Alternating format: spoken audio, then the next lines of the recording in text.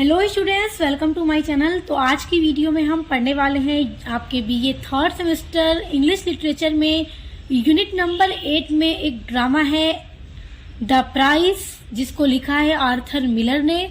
तो आज की वीडियो में हम इसी ड्रामा को पूरा डिटेल में पढ़ने वाले हैं और साथ ही साथ हम इसके की फैक्ट्स यानी जो भी इम्पोर्टेंट पॉइंट्स बनते हैं इस ड्रामा के वो सभी मैं आपको बताऊंगी, क्योंकि जिन भी स्टूडेंट्स का ऑब्जेक्टिव टाइप पेपर होता है या फिर जिनका सब्जेक्टिव होता है, लिखित पेपर होता है, तो सभी के लिए वीडियो महत्वपूर्ण होगी, क्योंकि सारे इम्पोर्टेंट फैक्ट्स जो हैं इस ड्रामा के सब कुछ मैं आपको बताऊंगी, उसके बाद ड्रामा पढ़ाऊंगी।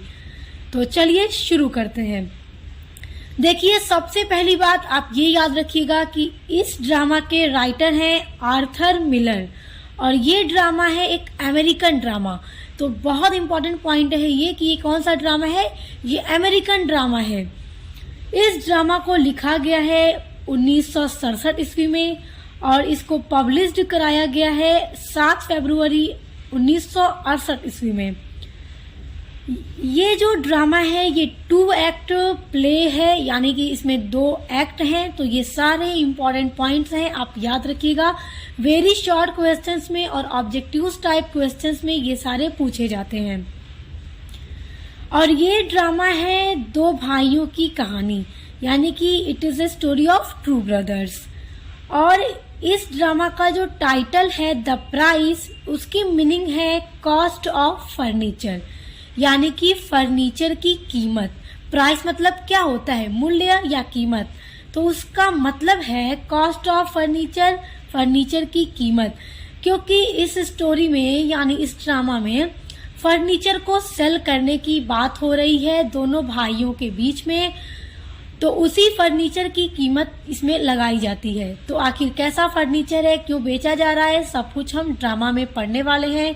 तो चलिए ड्रामा शुरू करते हैं। देखिए, ड्रामा शुरू करने से पहले हम इस ड्रामा में कितने कैरेक्टर्स हैं उनके नाम जान लेते हैं और कौन कौन से हैं उनको जान लेंगे हम, तो इजीली ड्रामा आपको समझ में आ जाएगा। तो ड्रामा पढ़ने से पहले सबसे इम्पोर्टेंट चीज होती है कैरेक्टर।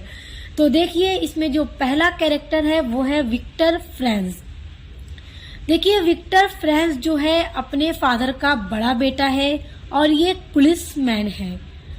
और दूसरा बेटा जो है वो है वाल्टर फ्रांस, यानी कि विक्टर एंड वाल्टर दोनों भाई हैं। विक्टर बड़ा भाई है और वाल्टर फ्रांस छोटा भाई है। और वाल्टर जो है वो फिजिशियन है और ये बहुत मनी माइंडेड है, यानी कि इसको पैसों से ज्यादा लगाव है। और थर्ड कैरेक्टर इसमें है ईस्थर फ्रांस। ईस्थर जो है वो विक्टर की वाइफ है और ईस्थर भी जो है वो भी मनी माइंडेड लेडी है, यानी इसको भी पैसों से ज्यादा लगाव होता है। और जो इसमें चौथा कैरेक्टर है वो है सोलोमन। तो सोलोमन जो है एक 89 ईयर का बूढ़ा आदमी है जो फर्नीचर डीलर है, यानी कि पुराने फर्नीचर्स को खरीद कर बेचने का वो काम करता है। तो ये 4 मेन इसमें कैरेक्टर्स हैं। चलिए ड्रामा पढ़ना शुरू करते हैं। देखिए, ये ड्रामा जब शुरू होता है तो इसमें जो बड़ा भाई है यानी जो बड़ा बेटा है अपने पिता का, विक्टर फ्रांस, जैसा मैंने आपको बताया कि ये पुलिसमैन है। और विक्टर जो है अपने पिता के प्रति बहुत ज्यादा लॉयल है, यानी वफादार है। अपने पिता के प्रति बहुत वफादार है, अपने परिवार की बहुत केयर करता है, बहुत ख्याल रखता है। जबकि इसका जो छोटा भाई वाल्टर फ्रांस है वो बिल्कुल इसका अपोजिट है, यानी कि वाल्टर मनी माइंडेड पर्सन है। इसको पैसों से ज्यादा लगाव है, इसको अपने जैसे कि परिवार से उतना लगाव नहीं है, परिवार से ज्यादा इसके लिए पैसे इंपॉर्टेंट हैं। और वाल्टर जो है इसकी जो फाइनेंशियल कंडीशन है वो काफी अच्छी है, क्योंकि इसका जो पेशा है वो फिजिशियन है। वाल्टर एक डॉक्टर है, जिस कारण ये काफी ज्यादा पैसे कमा लेता है। उसके बाद देखिए, इन दोनों भाइयों की मुलाकात होती है 16 साल बाद इस ड्रामे में, और तभी उस फर्नीचर को बेचने की बात करते हैं जो इनके पिता का फर्नीचर है। यानी कि जिस घर में वो रहते हैं उस घर में 10 कमरे हैं और उसमें जितने भी इनके पिता के पुराने फर्नीचर पड़े हुए हैं पिता के समय से, वो सब अब बहुत पुराने हो चुके हैं, टूट फूट गए हैं। तो विक्टर चाहता है कि उनको बेच दिया जाए तो इसलिए आपस में इनकी यही बात हो रही है। तो ये लोग क्या करते हैं, एक फर्नीचर डीलर को बुलाते हैं ताकि उसको फर्नीचर बेच दिया जाए। तो जैसा देखो फर्नीचर डीलर आता है, सोलोमन आता है जो फर्नीचर डीलर है। और मैंने जैसा आपको बताया कि जो विक्टर की वाइफ है ईस्थर फ्रांस, वो भी काफी मनी माइंडेड लेडी है, यानी कि इसको भी पैसों से उतना ही लगाव है। तो जितने भी अब फर्नीचर हैं, तो जो फर्नीचर डीलर आया हुआ है वो सारे पुराने फर्नीचर्स का अमाउंट लगाता है $1000, यानी $1000 कीमत बताता है वो सारे फर्नीचर्स की। तो इस अमाउंट पर विक्टर जो है वो सहमत हो जाता है कि ठीक है, वो $1000 पर सारे पुराने फर्नीचर्स को बेचने के लिए तैयार हो जाता है। जबकि विक्टर का जो छोटा भाई वॉल्टर है और विक्टर की जो वाइफ ईस्थर है, वो दोनों इस अमाउंट पर एग्री नहीं होते हैं। वो चाहते हैं कि जो फर्नीचर डीलर है उनको $1000 के बदले $3000 दे, तभी वो फर्नीचर को सेल करेंगे, वरना नहीं। अब देखिए, जैसा कि जो वाल्टर है वो भी पैसों का ही शौकीन इंसान है और इसकी फाइनेंशियल कंडीशन भी अच्छी है, लेकिन फिर भी इसको नर्वस कोलैप्स हो गई है, यानी इसके शरीर के अंदर कोलैप्स हो गया है, जिस कारण से वाल्टर ठीक नहीं है और काफी वीकनेस भी इसे आ गई है। इसी कारण वाल्टर की वाइफ ने इसे डाइवोर्स दे दिया है, इसे तलाक दे देती है।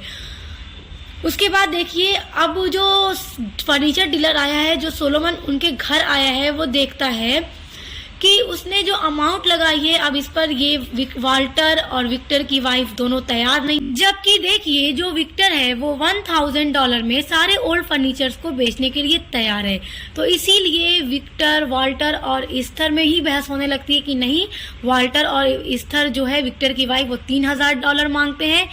तो वही फर्नीचर डीलर देखता है कि मैं एक ऐसे घर में आ गया जहाँ आपस में ही बहस होने लगी है। लेकिन जो फर्नीचर डीलर है वो काफ़ी हिम्मत वाला व्यक्ति है, उसने नया नया अपना ये काम शुरू किया है, पुरानी चीज़ों को खरीदना और बेचने का।